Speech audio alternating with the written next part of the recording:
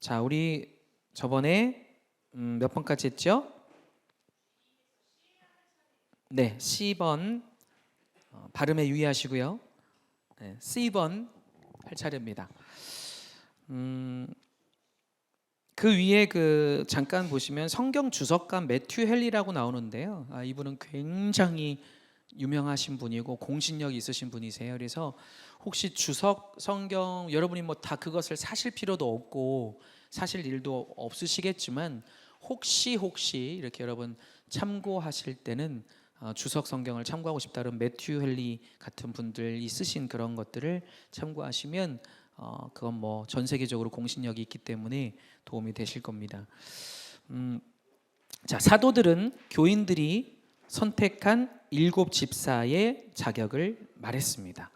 사도행전 6장 3절이죠. 자, 6장 3절 다시 한번 좀 볼까요? 6장 3절 형제라 너희 가운데서 성령과 지혜가 충만하여 칭찬받는 사람 7을 택하라. 우리가 그 일을 그들에게 맡기고 했습니다. 할렐루야. 우리 이전 시간에 함께 나눴었지만 여기 보시면 우리가 함께 나눴었지만 너희 가운데서 성령과 지혜가 충만하여라고 했습니다. 성령과 지혜가 충만하여. 여러분 교회에서 우리가 쓰임 받을 때 여러 가지 조건과 요건이 있지 않겠습니까? 그런데 성경을 보면 성령과 지혜로 2가지 정도로만 이렇게 이야기가 되어 있어요. 자, 그러면 이 외에는 다른 덕목이 없기 때문에 그럴까요? 다른 덕목이 없기 때문에 성령과 지혜 이 2가지만 나왔을까요? 어떻게 생각하십니까? 교회에 쓰임받는 일꾼들의 자격 요건, 성경이 성령과 지혜가 충만한 사람을 말씀했는데 왜 2가지로만 딱 이렇게 간단하게 이야기를 했을까요? 그렇죠. 제일 중요하기도 하고 이것이 모든 것을 그렇죠. 포괄할 수 있기 때문에 이 2가지로 말씀을 하고 있어요. 사실 이 외에도 여러 가지 요건들이 성경에서는 나옵니다. 그런데 가장 중요한 것은 성령과 지혜예요. 이 지혜는 누구의 지혜입니까? 우리의 지혜입니까? 사람의 지혜가 아닙니다. 하나님께서 성령을 통해 주시는 지혜예요. 그러니까 우리가 여러분 성령 충만이 왜 필요하냐면 여러분 지혜가 뭡니까? 지혜가 뭐죠? 야, 우리 큰일 났네. 하나님께 지혜를 구하면서 살아야 된다고 우리가 많이 이야기를 하는데 정작 지혜가 뭔지를 모르면 어떻게 구하죠? 지혜가 뭐예요? 지혜.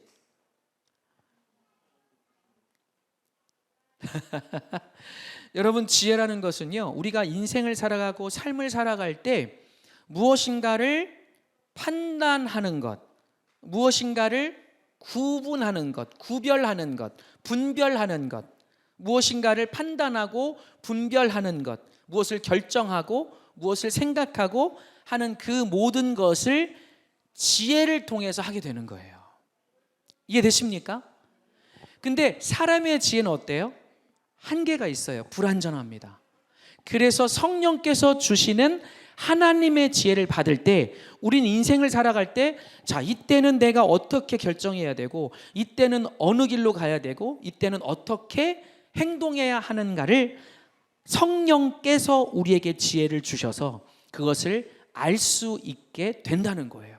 그러니까 우리가 앉아서 백날 고민하고 머리 붙들고 막 머리털 쥐어 뜯으면서 씨름해봐야 답이 나오지 않고 그 답이라는 것도 사실 불안정하거든요.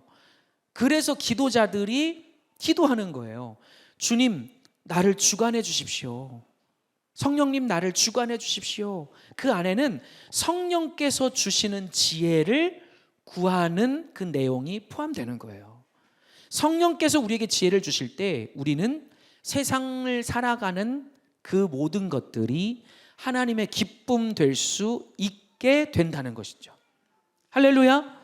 그래서 여러분 우리가 성령 충만을 하게 되면 우리의 생각, 우리의 사고, 우리의 감정, 우리의 모든 것들이 마음들이 사실 주님의 이끌림을 받게 돼요. 성령의 충만함을 받으라. 우리 저번 시간에 함께 잠깐 나눴었는데요. 두 가지가 있습니다. 성령 세례가 있고, 성령 세례는 크게 두 가지인데요. 우리가 예수 그리스도를 내 구주로 믿고 고백하게 될 때, 내가 처음 구원을 얻게 될 때, 그때 내 안에 임하시는 이가 성령이세요. 아멘 합시다. 그럼 그 성령님이 뭘 하는 거죠? 우리 성경을 보면 그게 나오죠? 성령님이 뭐 해주시는 거예요? 우리가 예수님을 구주로 믿을 수 있게 만들어주시는 거예요. 아멘입니까? 우리의 마음 문을 열어주시고 생각의 문을 열어주시고 우리 영적인 눈을 열어주신다는 거예요. 성령께서 그 일을 해주시기 때문에, 그렇기 때문에 우리가 예수 그리스도를 구주로 믿고 고백하고 받아들일 수 있게 된다는 거예요. 성경도 그렇게 말씀하죠. 이것은 너희의 지혜로 된 것이 아니다. 너희의 머리로 된 것이 아니다. 아멘입니까? 두 번째는 뭡니까? 중요한 성령에 관한 두 번째, 성령의 충만함이에요. 성령의 충만함. 그럼 왜 우리는 한 번의 성령 세례로 되는 게 아닐까요? 왜 그것으로 멈출 수 없는 걸까요? 왜 성경은 우리에게 성령 충만을 끝없이 우리에게 그렇게 말씀하고 있을까요? 왜 그렇습니까? 맨날 듣기만 하니까 여러분들이 질문을 하면 우리 한국 사람들이 답을 잘 못해요. 그래서 사실 제가 수예배가 굉장히 귀하다고 하는 것이 자꾸 여러분이 생각해 볼 수 있고 서로 나눌 수 있기 때문에 굉장히 귀하다는 거거든요. 여러분, 성령 충만함은 우리 사도행전 말씀을 보시면 2장 말씀도 나오지만 성령의 충만함을 받고 사도행전의 그 성도들이, 신자들이 성령에 취하는 모습이 나와요. 성령에 취하는 모습. 우리가 술 취하지 말라고 하죠. 그랬더니 많은 사람들이 뭐라고 이야기하냐면 취하지 말라고 그랬으니까 내 주량 안에서만 먹으면 되지 않습니까? 네. 그 주량이 얼마나 됩니까? 저는 소주 한 3병 먹으면 좀 이제 취하기 시작합니다. 그럼 몇 병까지는 먹겠다는 거예요? 최소 2병까지는 마시겠다는 얘기거든요. 여러분, 이게 성경적인 해석일까요? 결코 그렇지 않습니다. 제가 가끔 말씀드리죠. 성경은 원어를 해석하고 연구하는 것이 굉장히 중요합니다. 그래서 목회자들이 그것을 하게 되는데, 취하다는 단어는 제가 사실 이것을 좀 외람되지만 처음에 이 성경을 제가 혼자서 묵상할 때 20대 때 성령께서 이것을 해석해 주셨어요. 아들아, 술 취하지 말라는, 취한다는 것은 그런 게 아니야. 그리고 나서 나중에 제가 이 원어를 공부하고 찾아보니까 그게 맞더라고요. 그 말씀이. 취하다 할 때 그 취하다는 건 뭐냐면요, 나의 마음과 나의 생각과 나의 정신과 나의 감정을 어떻게 하는 거예요? 어떻게 하는 거예요? 여러분, 우리가 보통 향기에 취하다 그러죠. 향기에 취한다. 좋은 향기에 취한다. 그게 뭐예요? 그렇죠. 그 향기가 내 감정과 내 오감을 사로잡는 거예요. 영향을 주는 거죠. 그래서 여기서 성경의 원문을 보면 취하다에서 취하다는 술의 양을 말씀하는 게 아니에요. 고주망태가 되는 취함을 말하는 게 아니라 나의 감정 상태, 나의 정신 세계, 나의 생각에 영향을 미치는 취함을 말하는 거예요. 이해되십니까? 굉장히 중요한 말씀이에요. 이걸 모르기 때문에 지금도 수많은 성도들이요, 자꾸 반문을 해요. 목사님, 술 취하지 말라. 난 취하기 전까지만 먹으면 되잖아요. 실제로 제가 이전 교회에서 목회를 할 때요, 대학생들이 이 질문을 얼마나 많이 하는지 몰라요. 저한테 와서 목사님, 취하지 말라고 그랬는데 맥주 한 잔은 괜찮은가요? 소주 한 잔은 괜찮은가요? 라고 물어봐요. 그래서 제가 반문하죠. 너는 마음에 이미 소주 한 잔과 맥주 한 잔은 먹고 싶은 마음이 있는 거구나. 맞냐 틀리냐? 그럼 맞대요. 취하지 말라고 그랬으니까 안 취할 정도로만 먹으면 되지 않냐는 거예요. 그 취함이 아니에요, 여러분. 오늘 시간 깨닫는 여러분 되시길 주님의 이름으로 축원합니다. 그런데 여러분, 성령에 취하다는 말이 나와요. 성령 충만, 성령에 취하다. 그게 뭡니까? 성령께서 내 영혼을, 나를 어떻게 하시는 거예요? 사로잡아 주시는 거예요. 내 감정을, 나의 사고를 사로잡아서 나를 끌고 가주시는 거예요. 이해되십니까? 나를 주관하시는 걸 말해요. 성령에 취하는 거예요. 여러분, 성령 충만이 그래서 우리 현대인에게 너무너무 중요한 우리의 기도의 제목인 거예요. 여러분, 지금 우리가 성령 충만하지 않으면 마귀에게 이기기가 너무 어렵습니다. 성령 충만하지 않고서는 세상의 가치관을 이겨내기가 쉽지 않습니다. 성령 충만하지 않고서는 자유주의 신앙에 물든 사람들의 가르침에서 벗어나기가 굉장히 어렵습니다. 성령의 충만함은 성령께 내가 사로잡히는 거예요. 그럼 어떤 게 벌어집니까? 오늘 이 말씀에 나온 것처럼 지혜가 나에게 임할 줄로 믿으시기 바랍니다. 그래서 교회에서 봉사하고 교회에서 헌신하고 또는 교회를 위해서 부흥시켜 나가는데 내가 쓰임받는 것들, 또는 내 비전을 펼쳐가는 것들, 기도할 때, 신앙생활할 때, 예배생활할 때, 교회생활할 때 어떻게 해가는 것이 주님을 기쁘시게 하는 것인지를 성령께서 나에게 지혜를 주신다는 거예요. 아멘이세요? 그래서 여러분, 오늘부터 우리가 사실 기도해야 되는 가장 중요한 기도 제목은 뭐냐면, 주님 나에게 성령 충만함을 주시옵소서. 더불어 기도하면서 뭘 기도해야 되냐면, 주님의 지혜를 저에게 충만케 하여 주옵소서. 그래서 솔로몬이라는 위대한 왕이, 물론 그의 마지막은 굉장히 좋지 않았지만요, 솔로몬이 하나님께서 그에게 내가 너의 소원을 들어줄 텐데 뭘 원하느냐고 말씀하셨을 때 솔로몬은 다른 걸 구하지 않고 지혜를 구했어요. 왜 그랬을까요? 하나님으로부터 주어지는 지혜가 그 어떤 것과도 비교할 수 없을 만큼 가장 크고 가장 중요한 축복이라는 것을 알았기 때문이에요. 실제로 솔로몬은 엄청나게 국가를 부강하게 만들어 놨습니다. 물론 그의 말년은 굉장히 좋지 않았지만 모든 것을 다 가졌다 보니까 타락하기 시작한 거죠. 변질되기 시작한 거예요. 어쨌든 그러나 솔로몬은 위대한 왕으로 한 국가를, 나라를 위대하게 만들어 놓았어요. 그게 어디서부터 왔습니까? 하나님의 지혜로부터 가능했다는 거예요. 아멘이세요? 그래서 교회 집사는 이제 상징적인 거라고 제가 말씀드렸어요. 그 당시 집사는 굉장히 포괄적인 의미를 지금 현대적으로 갖고 있어요. 단지 우리가 지금 교회에서 집사 이런 직분하고는 또 다릅니다. 여러분 그걸 아셔야 됩니다. 근데 이 교회 역할을 담당하는 사람들을 세울 때 성령과 지혜가 충만하여 그것 때문에 칭찬받는 사람.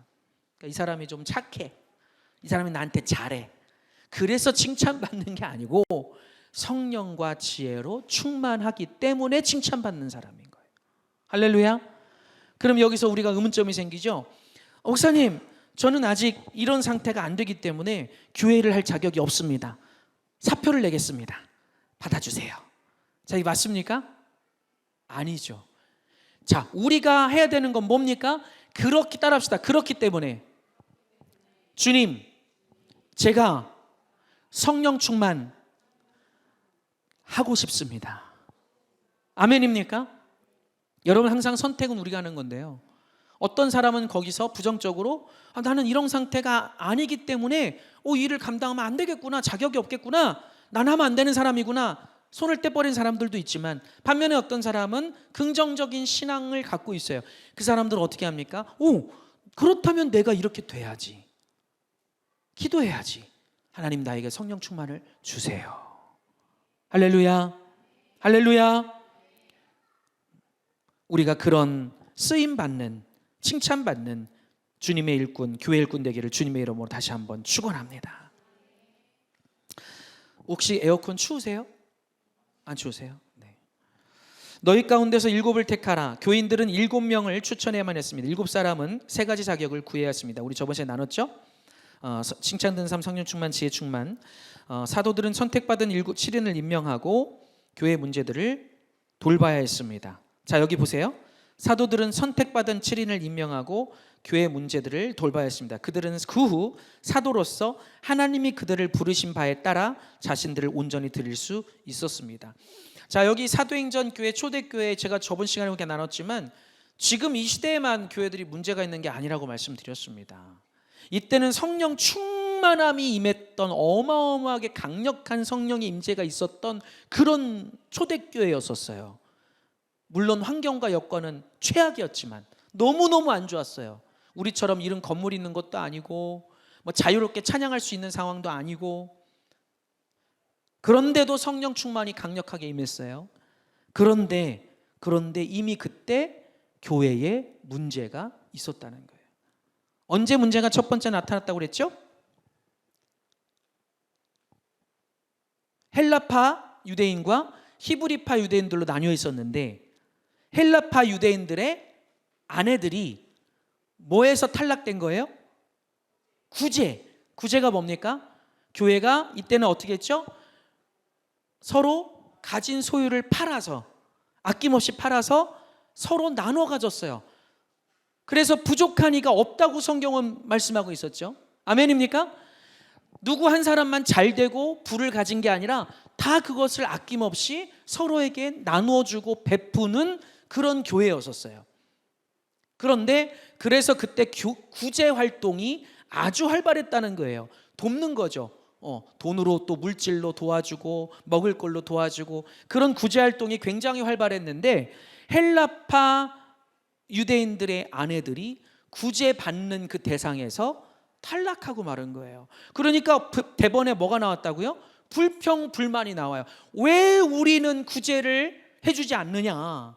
그래서 이제 쌈이 나기 직전에 온 거예요. 그걸 지도자들이 보았어요. 그래서 지도자들이 이대로 안 되겠다, 우리가 뭔가 지금 본질을 잃어버리고 있구나. 그래서 일할 수 있는 사람들을 세우고, 지도자들은 뭐를 했다고요? 기도와 말씀, 그것이 목회의 가장 중요한 일이니까 기도와 말씀에 우리는 전무할 테니 당신들이 이제 이 교회 일들을 나눠서 서로 짐을 나눠지고 합력해서 선을 이뤄가라 라고 한 거예요. 이해되십니까? 그러면서 이들이 말한 거의 핵심은 뭡니까? 우리가 구제도 중요하고 이웃사랑 실천도 중요하고 다 중요한데 더 중요한 건 뭐다? 신앙의 본질이 중요하다. 그 본질은 뭐다?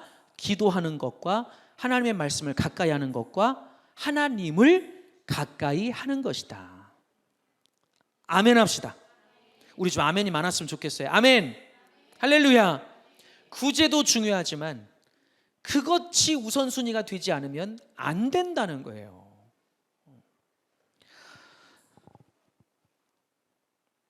자, 넘어갑니다. 7명은 교인에 의해 피택되었습니다. 7인 모두가 헬라어를 하는 유대 신자들이었습니다. 7인의 이름이 소개될 때 빌립은 두 번째로 나옵니다. 5절을 위해서 봅시다. 이거 저번 시간 우리 했죠?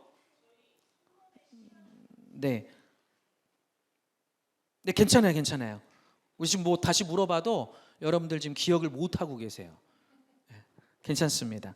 자, 우리 이제 스데반 집사의 순교가 일어납니다. 순교가 일어나고 그때부터 뭐가 일어나죠? 교회에 박해와 핍박이 일어나기 시작해요. 오늘 우리가 생명의 삶 큐티 내용이 그 본문이었어요. 그렇죠? 그래서 여러분, 요즘 큐티를 제가 계속 올려드린 이유가 굉장히 좋은 기회예요.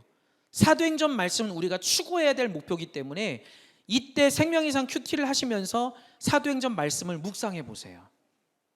그러면 내가 앞으로 어떻게 교회 생활을 해가야 되고, 어떻게 쓰임 받아야 되고, 어떻게 꿈을 꾸고 나가야 되는지, 어떤 꿈을 꾸고 나가야 되는지를 우리는 알게 됩니다. 할렐루야. 자, 3번에 C번 넘어갈게요. 예수님도 사마리아에서 복음을 전하셨기 때문에 빌립도 역시 성공적으로 전할 수 있었습니다. 요한복음 4장 4절 누가 읽어주십시오. 시작. 네? 다시 한번 크게 시작. 예수님이 야곱의 우물가에서 사마리아 여인에게 복음을 전파하셨습니다. 그 결과 많은 사람이 그녀의 증거를 듣고 믿었습니다. 요한복음 4장 49절 함께 읽겠습니다. 시작. 요한복음 4장 39절. 요한복음 4장 39절 누가 읽어주시겠습니까?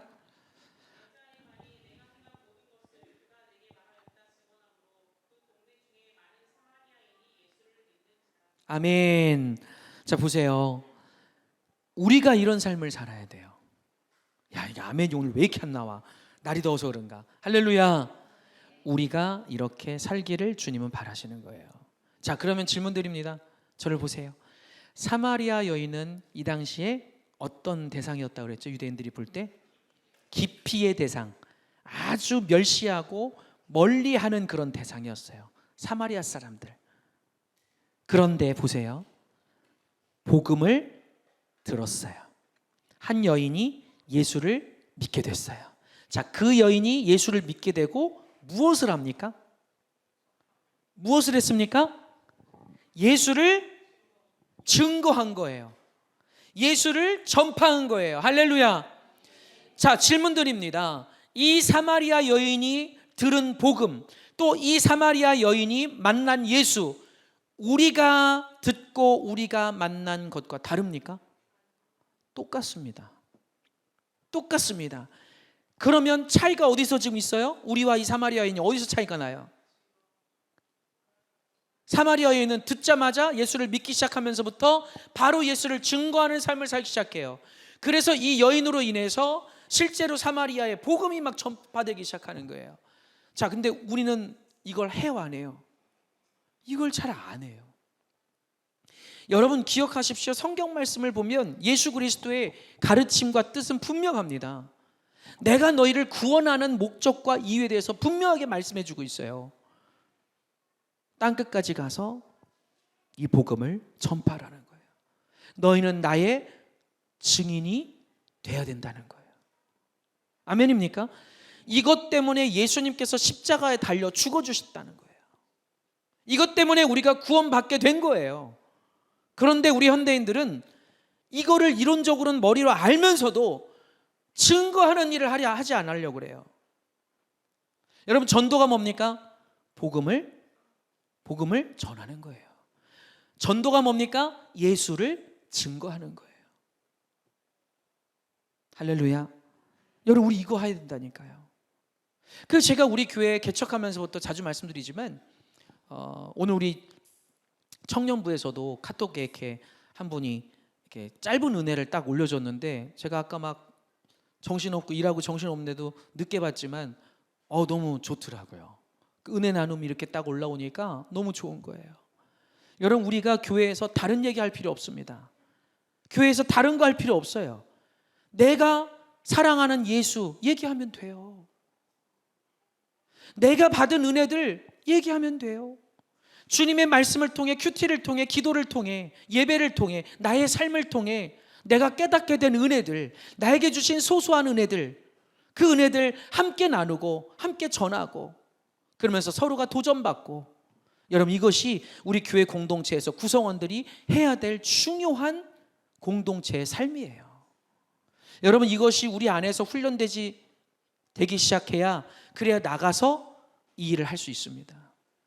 교회 안에서 내가 은혜 나눔을 할 수 있어야 나가서 그것을 할 수 있어요. 그러니까 모든 목회자들이 똑같이 이야기하죠. 교회 안에서 훈련 받아라. 그 훈련 다른 게 아니에요. 일하는 훈련하는 게 아니라 이런 훈련을 받으라는 거예요.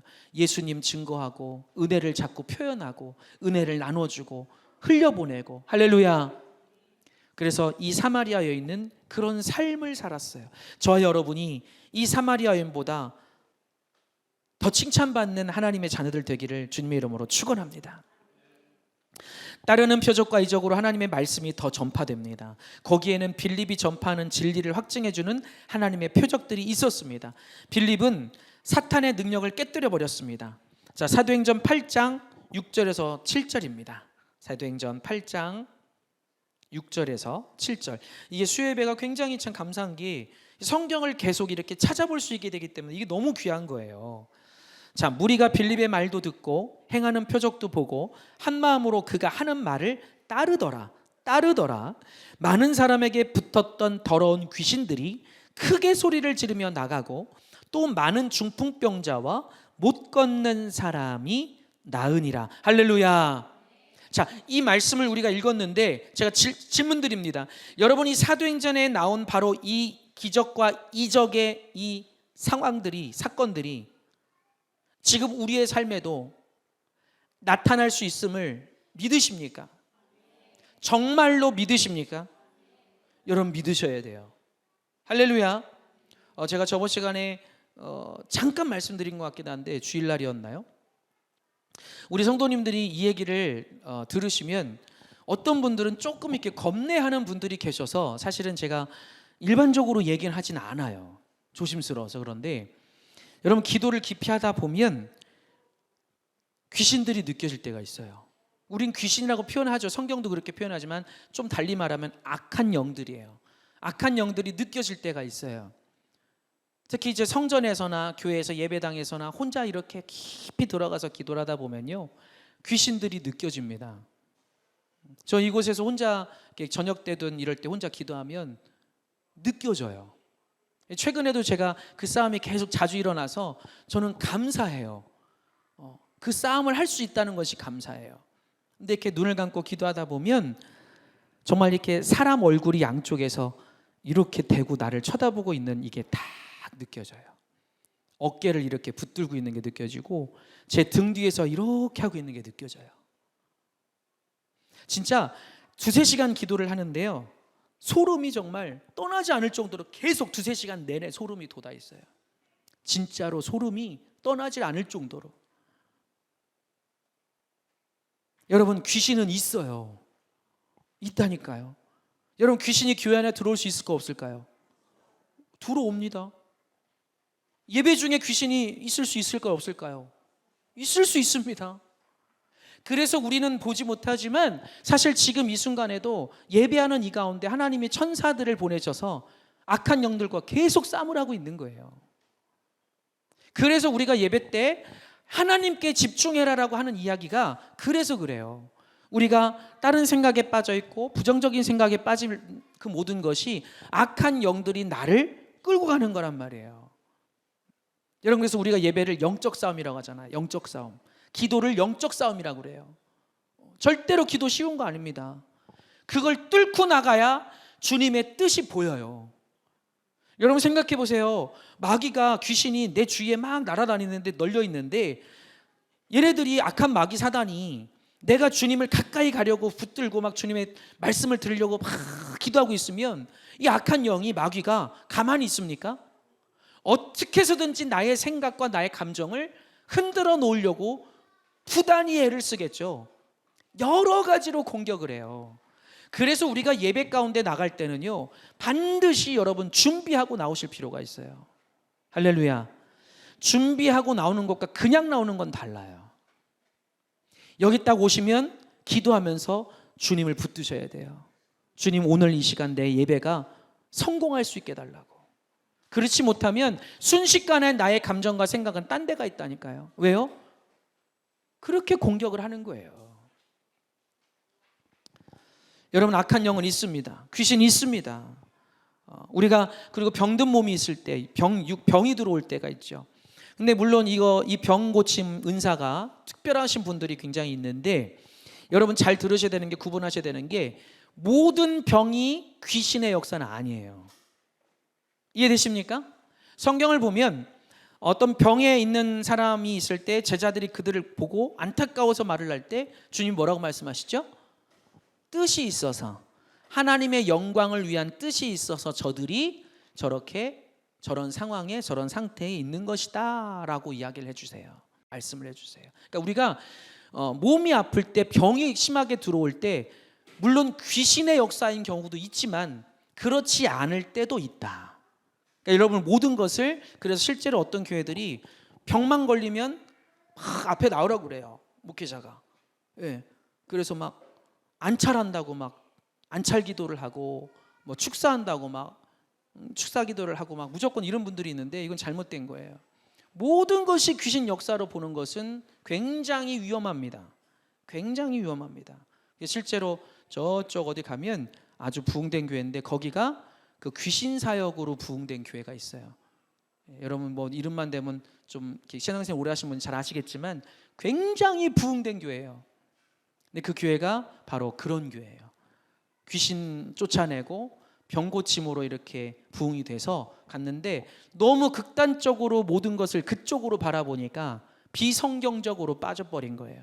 그래서 이단이 이단으로 판정이 났어요.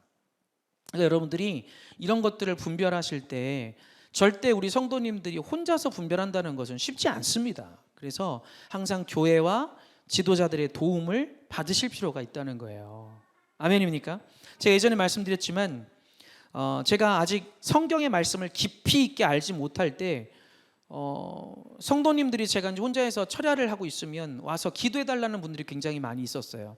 이제 멋 모르고 이제 기도를 해드리는 거예요. 기도받고 싶다고 하니까 기도를 해드리는데 그때 기도를 하면은 다 이렇게 쓰러져서 기도를 받으니까, 근데 기도를 하는데 계속해서 제 마음에 그 소리가 들려요. 이거를 물어보라고. 그래서 너는 정체가 뭐니? 그러니까 이 사람이 사람의 입을 통해서 이야기를 하는데 이 귀신이 난 군대 귀신이래요. 제가 몇 번 말씀드렸죠. 처음에 그 얘기를 듣고 제가 나 이제 잘못된 길로 빠졌나 보다. 내가 신비주의로 빠졌나 보다. SF 영화를 보는 것도 아니고 무슨 공포 영화도 아니고 무슨 군대 귀신이 어딨어. 이게 내가 좀 이상해졌나 보다. 그래서 너무 겁이 나서 기도를 잠깐 멈췄어요. 멈췄는데 계속 그 이야기를 외쳐요. 난 군대 귀신이지, 군대 귀신이지로 외치는데 안 되겠다 싶어서 일단은 쫓고 보자. 그래서 막 한참을 한두 시간을 막 쫓는 기도를 했지 않겠어요. 그리고 집에 와서 혹시나 하고 성경을 막 찾아보니까 성경에 나옵니까? 안 나옵니까? 나와요. 군대 귀신이 성경에 나옵니다. 여러분, 귀신은 종류가 다양합니다. 아주 다양합니다. 그래서 여러분들이 우리가 매 순간 말씀과 기도와 성령으로 무장되어 있지 못하면 절대 그것을 이길 수 없어요. 놀아난다는 거예요. 놀아나요. 근데 한 가지 마지막으로, 오늘 이 얘기가 주제는 아니니까 한 가지 더 제가 여러분에게 가르쳐 드리면 따라합시다. 귀신은 결코 나를 무너뜨리지 못합니다. 왜 그렇습니까? 내 안에 예수 그리스도의 보혈이 있기 때문이에요. 다만 그들이 하는 건 뭐죠? 나의 생각, 나의 감정을 건드려 놓는 거예요. 혼란스럽게 만들어놔요. 그러니까 방해를 한다는 거예요. 방해. 장난질하고 건들고 방해하고 하는 것까지는 할 수 있어도 우리를 잠식하거나 무너뜨리지는 못한다. 그러니까 여러분, 겁먹지 마시라는 거예요. 할렐루야. 제가 기도할 때 막 그런 것들이 있다고 그래서 성전 와서 기도하다가 어이구 이제 큰일 났네. 목사님이 얘기했는데 귀신 있다고 그러는데 이거 무서워서 어떻게 기도하. 절대 여러분, 귀신도요 보고 건들어요. 예. 얘는 건드려 봤자 못 느끼겠다 그러면은 건들지도 않아요. 예. 깊이 들어가는 사람들이나 이렇게 느끼게 되는 거지. 여러분, 그런 거 걱정하지 마세요. 절대 걱정하지 말고 편하게 기도하십시오. 할렐루야. 자, 빌립은 사탄의 능력을 깨뜨려 버렸어요. 그래서 많은 귀신들이 떠나가고 중풍병자와 지체 장애인들이 나음을 입었습니다. 자, 이 구절에서 말하기를 빌립의 말도 듣고 행하는 표적도 보고 오라고 했습니다. 어떤 자는 표적을 믿지 않아요. 7절에서 더러운 귀신들이 크게 소리를 지르며 나갔다. 큰 소리를 지른다는 말인 보아오는 괴로움의 부르짖음을 뜻할 수도 있다. 그러나 첫 번째 의미는 기쁨과 구원의 외침이라는 뜻입니다. 헬라어의 큰 소리로라는 말은 크고 강한 소리를 뜻합니다. 그래서 빌립은 더러운 귀신들에게 붙잡혀 있는 자들, 즉 욕망에 사로잡힌 자, 미워하는, 여기 잘 보세요. 누군가를 거북하게 느끼게 되고 미워하게 되는, 그러니까 좋아하지 않게 되는 마음이 되는 것은 거의 누구의 역사다? 거의 귀신의 역사예요. 거의 마귀의 역사라니까요. 이걸 성경을 통해 우리가 알 수 있어야 됩니다. 그러니까 내가 마음에서 누군가가 자꾸 이렇게 좀 언제부턴가 저 사람이 막 싫고 왠지 막 좀 껄끄럽고 밉고 안 봤으면 좋겠고, 여러분, 이 마음과 생각을 주는 건 거의 마귀의 역사예요. 하나님은 절대 그 마음을 주시지 않아요. 아멘입니까? 우리 하나님은 절대 그런 마음을 주시지 않아요. 그런데 여러분들, 우리가 안타까운 게 뭐냐면 이 미워하는 마음이 들어올 때 이걸 가지고 살아요. 왜냐하면 이게 큰 잘못이라고 생각하지 않기 때문이죠. 살다 보면 미워하는 사람 생길 수도 있지 뭐. 어떻게 사람이 내가 무슨 성인군자도 아니고 예수님도 아닌데 어떻게 다 안 미워하고 살 수 있어? 미워하는 사람 있을 수도 있지. 그게 우리의 생각인 거예요. 그러다 보니까 미움이라는 것을 우리는 그냥 달고 살아요. 부부끼리도 그 미움 때문에, 미움이 들어온 순간 부부관계가 어려워지죠. 교회 공동체 안에서도 이 미움, 직장에서도 서로의 미움, 거기서 오는 범죄들이 지금 얼마나 많습니까? 얼마나 많아요. 사랑하는 여러분, 이것은, 이 미워하는 것은 귀신 역사예요. 그래서 여러분, 이 마음이 들어올 때 따라합시다. 반드시, 즉시 예수님의 이름으로 쫓아내야 됩니다. 할렐루야. 그 마음이 들어왔다는 것은 근원이 하나님이 아니라니까요. 갖고 살지 마세요. 큰일 납니다. 자, 우상 숭배자에게 그리스도를 전파합니다. 그들이 구원을 받게 될 때 구원의 즐거움을 외치는 거예요. 그 살게 됐다는 그 희열, 그 감사, 그 기쁨, 막 소리를 지르고 막 할렐루야. 이것이 무리가 표적도 보고 라는 구절을 뒷받침하고 있습니다. 그들은 구원받아 여기 밑줄 치셔야 돼요. 그들은 구원받아 옛 습관에서 건짐을 받았고, 여긴 진짜 별표를 치셔도 됩니다. 이것이 성경에서 우리에게 에베소서나 이런 성경 말씀들을 쭉 보시면 우리 그리스도인들이 어떻게 살아가야 되는지를 자세하게 말씀해 주시는데, 그것을 하나로 보면 우리 옛사람에서 벗어나 새사람의 모습으로 살으라는 거예요. 아멘은 언제 하시려고 그러세요? 할렐루야. 옛사람을 벗어나라는 이 말씀은 성경에 굉장히 중요한 말씀이에요. 옛사람에서 벗어나라. 자, 근데 여기 보시면 구원받아 옛습관에서 건짐을 받았고라고 나와요. 아까도 사마리아 여인 얘기했죠. 자, 여러분, 우리가 생각할 때는 수없이 아직도 많은 내가 연단을 받고 훈련을 받고 뭔가를 경험해 가야, 은혜를 막 더 많이 받아야, 그래야 옛습관을 좀 벗어날 수 있고, 그래야 내가 새로운 삶을 살 수 있고, 그래야 순종하는 삶을 나는 살 수 있어요. 아직은 나는 못해요. 우린 이렇게 얘기하죠. 천만의 말씀이에요. 성경을 보고 이런 교재들을 보면 대부분 어떻게 표현하냐면 구원받은 이후의 그 모습을 보여주세요. 예수 그리스도를 믿기 시작하면서부터 변화가 나타나더라는 거예요. 아멘입니까? 여러분, 우리가 구원받았다면 나타나야 된다니까요. 변화가. 옛 습관을 벗어버릴 수 있어야 돼요. 할렐루야. 그래서 아까도 제가 술로 예를 들었지만, 여러분, 술은 절대로 가능하면 여러분 좀 할 수 있으면 끊으세요. 진짜로. 진짜로. 술은, 술 취한다는 것은 양을 말하는 게 아니라고 말씀드렸어요. 술의 양이 아니에요. 그 술이 내 감정과 내 사고를 이렇게 영향을 주고 지배하는 취함을 말씀하는 거예요. 여러분, 가능하면 술 끊으세요. 가능하면 세상적인 것 멀리 하십시오. 우리 자녀들이, 참 제가 지금 고민이, 이게 목회자들이 너무 고민인데요. 특히 우리 청소년들이 정말 게임을 멀리 하기가 굉장히 어려워요. 심지어는 교육부 목회를 전문적으로 하시는 목사님들도 거의 다 내려놨대요. 어떻게 할 수가 없어서. 그냥 적당히 좀 줄여서 해라, 이렇게 얘기한다는 거예요. 근데 옛날에 우리 교회에서는 그러지 않았거든요. 옛날엔 게임이 뭐가 있었을까요? 당구장 가고, 그죠? 뭐 포커 게임하고 뭐 이런 것들. 네. 근데 여러분, 지금 안타까운 것은요, 그 모든 것들이 사실은 크게 보면 마귀 역사예요. 그런데 이것을 우리는 그냥 받아들이고 살아가고 있어요. 굉장히 그것이 지금 저도 목회자로서 어떻게 가르쳐줘야 될까가 굉장히 고민이 된다니까요. 사랑하는 여러분, 우리는 항상 구분할 수 있어야 돼요. 내가 살아가는 삶은, 하루하루의 삶은 영적 싸움이라는 거. 아멘? 한번 크게 따라해 봅시다. 하루하루의 삶이 영적인 싸움입니다. 아멘. 내가 밀리면 지는 거예요.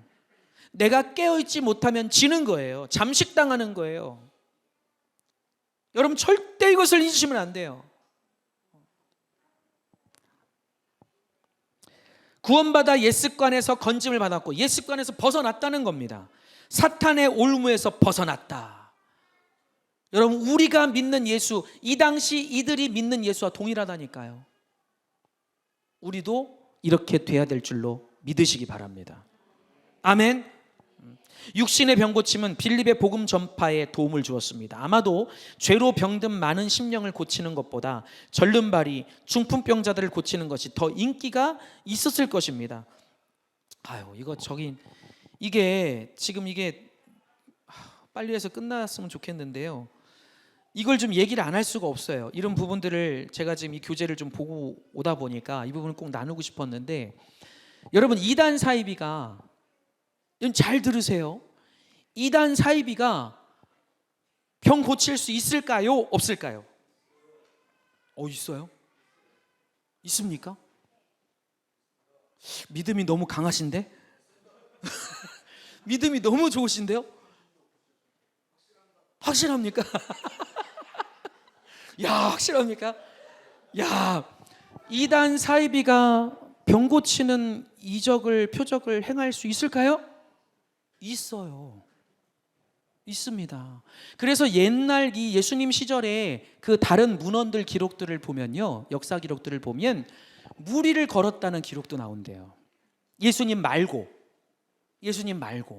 자, 그래서 성경에서, 제가 오늘 시간이 없으니까 다 못하겠는데, 그래서 성경에서 예수께서 표적과 이적, 기사에 너무나 집중하지 마라, 제가 좀 풀어서 말씀드리는 겁니다. 너무 그것에 집중하지 말라고 말씀을 하세요. 그래서 예수님이 왜 그랬어요? 왜 그렇다고요? 예수 그리스도가 아니라도, 복음을 받아들이고 믿는 자가 아니라도 무당들도 병 고칠 수 있거든요. 자기보다 약한 귀신을 못 오게 만들 수 있거든요. 그런 거 정도는 걔네들도 할 수 있어요.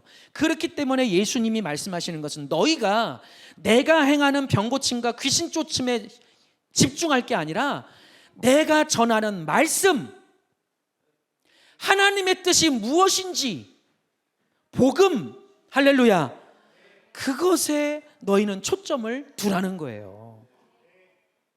지금 이거를 모르니까 자꾸만 교회들이, 목회자들이, 이단 사이비들이 이걸 가지고 사람들을 끌어모으고 현혹시키고. 제가 어떤 영상을 봤는데 그 영상을 보니까 이단의 집회예요. 집회 영상 일부를 제가 찾아본 적이 있는데, 거기를 보면 인터뷰를 합니다. 다큐멘터리, 이제 일반 기자들이 이제 찾아가서 질문을 한 거예요. 자기들끼리 한 게 아니고 일반 기자가 찾아가서 질문을 합니다. 그런데 그 사람들이 거기서 빠져나온 사람들이에요. 빠져나와서 그곳을 고발하는 사람들인데, 이들이 뭐라 그러냐면 확실히 병 고치는 역사가 일어났습니다. 여러분, 그래서 절대로 어디 교회가 당신 딱 얼굴을 보니까 다크서클이 이만큼 내려와 있고 몸이 좀 어디가 안 좋죠 많이, 우리 교회 오면 싹 고쳐져요. 류마티스 관절염 있어요 없어요? 여러분, 60 넘어서 류마티스 관절염 없으신 분이 몇이나 됩니까? 다 있어요, 대부분. 우리 교회 오면 한 번에 낫습니다. 한번 와봐. 그것 때문에 가는 거예요. 그것 때문에. 여러분, 물론 병 고치는 것은 여기 나오죠. 복음을 전파하는데 큰 도움을 주었다. 도구로 하나님이 쓰셨다는 거예요, 병 고치는 능력을. 그런데 그건 도구일 뿐이지 그것이 핵심이 아니라는 거예요. 아멘이세요? 그러나 이렇게 말씀드리면 또 여러분들이 아이고 이거 좀 조심스럽네 그렇게 생각할 수 있는데, 그러지 마십시오. 병 고치는 것은 하나님의 뜻입니다. 아멘이세요? 우리의 아픈 몸과 마음을 치유하시는 것은 주님의 뜻입니다. 주님의 바람이에요. 그래서 여러분, 아플 때 기도하십시오. 아픈 자를 보면 기도해 주십시오. 그래서 저는 우리 교회 안에 병 고침 받는 역사가 많이 나타나기를 주님의 이름으로 축원합니다.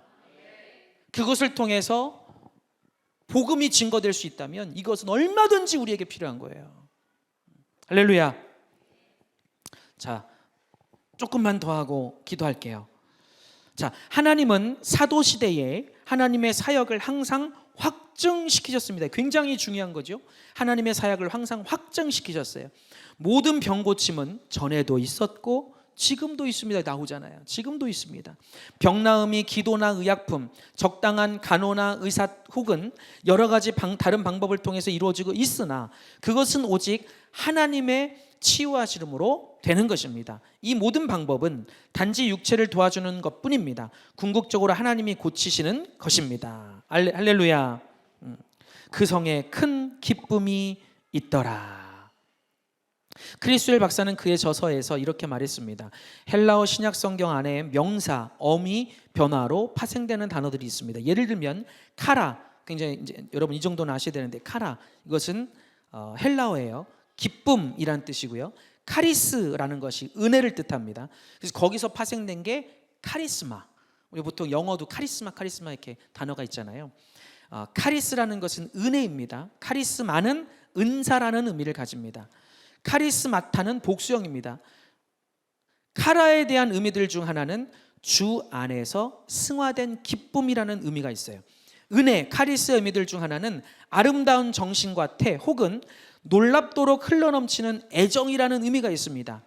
메가레, 격렬한 기쁨, 즉 그 성의 해방과 구원의 기쁨을 말하는 거예요.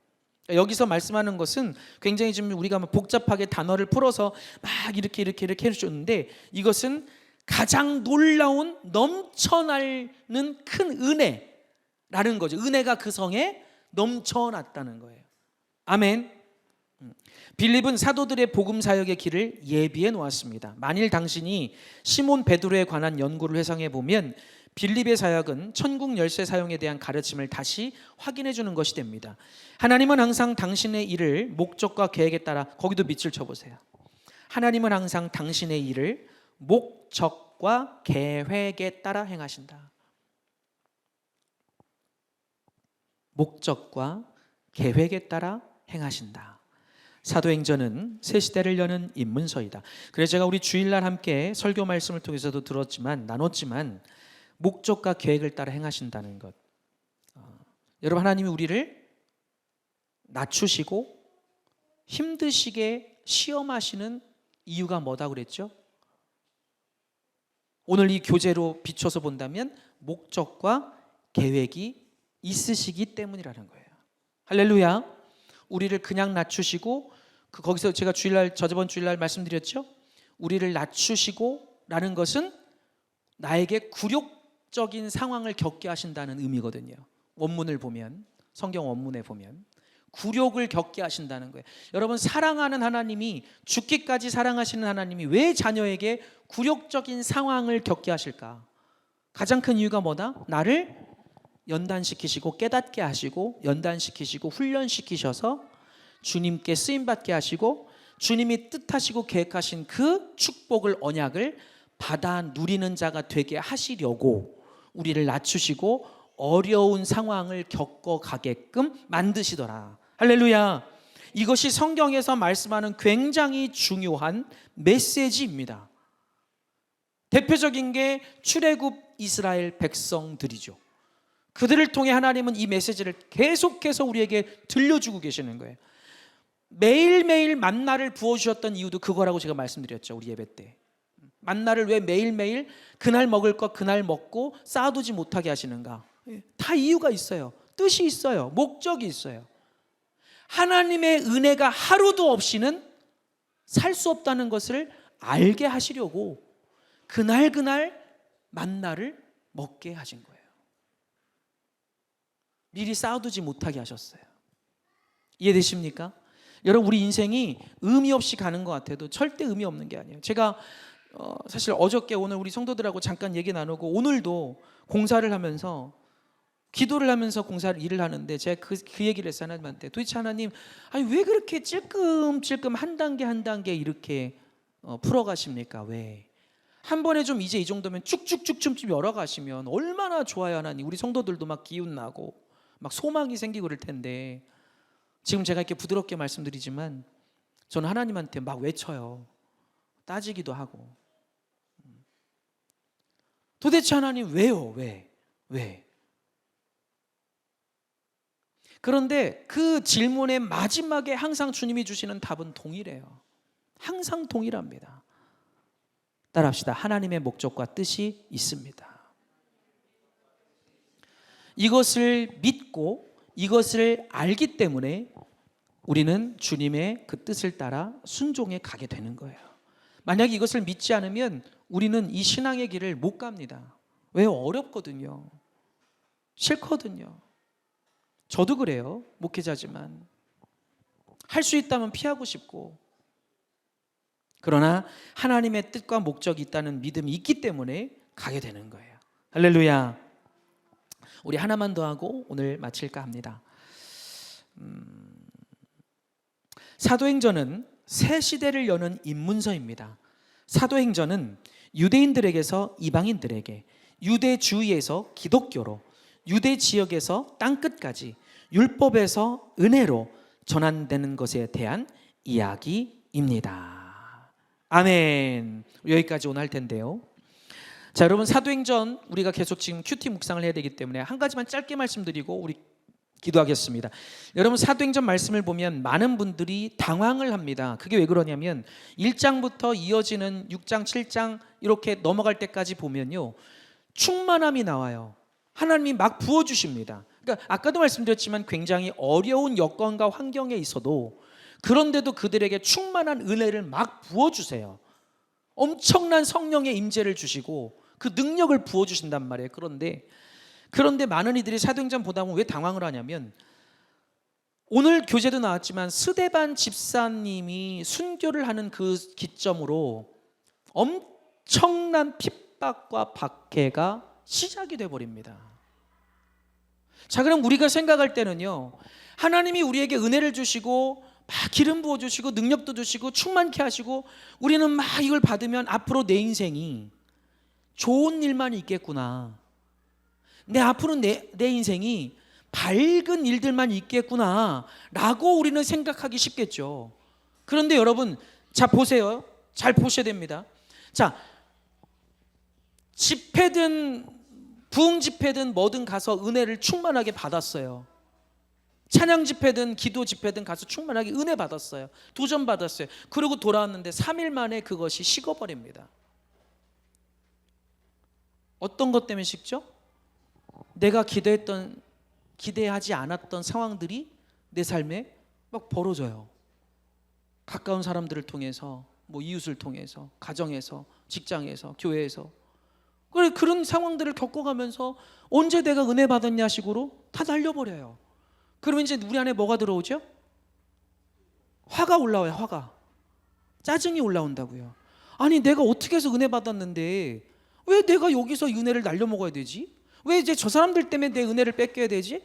이게 너무 싫고 화가 나기까지 해요.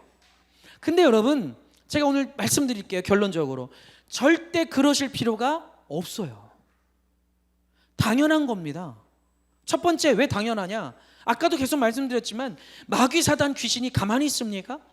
우리가 은혜 받은 모습을 아는데, 아이고 너 은혜 받았구나 오랜만에 김 집사, 내가 한 달 정도 가만히 있을게, 안 건들게, 한 달 동안 충만히 느껴, 행복하게 좀 살아. 너도 그래, 너도 그럴 때가 됐다. 야, 내가 보니까 내가 널 너무 괴롭혔어. 한 달 동안 좀 기분 좋게 살아. 내가 안 건들게. 마귀가 이래요? 절대 그렇지 않아요. 은혜를 받았기 때문에 더 공격을 해요. 은혜가 내 안에 있다는 걸 알기 때문에 더 공격을 해요. 두 번째, 오늘 이 말씀을 예를 본다면, 여러분, 사도행전 성도들이 충만한 은혜를 받았어요. 근데 왜 핍박이 시작됩니까? 만약에 그들이 단지 은혜의 그냥 혀 입에서 요 앞에서 느껴지는 요런 은혜의 맛으로 살아가는 그런 사람들이었다면요, 아마도 다 무너졌을 거예요. 하나님, 아니 성령을 받으라고 해서 성령을 받았고 충만한 은혜를 주시더니, 아니 갑자기 벌어지는 일을 보니까 행복한 일이 아니라, 행복한 상황이 아니라 핍박이 시작되네. 스데반 집사님이 죽임을 당하네. 돌에 맞아 죽네. 이게 뭐지? 은혜 왜 주신 거지? 우리한테 성령 충만을 그럼 왜 주셨지? 만약에 짧게 생각하는 사람들이었다면, 사도행전 성도들이 그랬다면 그들은 다 포기하고 도망갔을 거예요. 그런데 결과는 그렇지 않았어요. 핍박이 오자 성령 충만함을 입었던 그 성도들이 어떻게 합니까? 흩어져서 복음을 전하기 시작해요. 할렐루야. 이게 그리스도인인 거예요. 여러분, 우리가 삶 가운데 은혜를 받을 수 있어요. 주십니다. 그런데 그 은혜 날려버릴 수 있어요. 왜요? 아까도 말씀드렸죠. 크게 두 가지. 마귀 사단이 가만두지 않아요. 두 번째, 하나님께서 뜻하신 바가 있을 때가 있어요. 나를 더 단단하게 만드시려고. 그러면 그 은혜를 뺏어가려는 상황들을 겪게 된다니까요. 그럴 때 당황하지 마세요. 짜증내지 마세요. 불평하지 마세요. 누구 원망하지 마세요. 네, 그 속에서도 감사하십시오. 아멘. 그러면 빼앗겼던 은혜가 배가 되어 돌아올 거예요. 할렐루야. 여러분, 은혜는 얼마든지 날아갈 수도 있고 또 받을 수도 있어요. 그런데 그런 과정에서 우리가 자꾸만 흔들리고 충돌을 겪고 시험에 빠질 필요가 있다 없다? 없다. 여기 교재 나오지만 모든 것이 하나님의 뜻이 있다니까요. 저는 그래서 우리 교회가 지금 이렇게 뭐 건물도 제가 우리 사모님이 아는데 제가 어저께 우리가 방수를 얼마 전에 잘했지 않습니까? 근데 또 연락이 온 거예요. 물방울이 또 떨어진다고. 제가 그 얘기를 밤늦게 듣고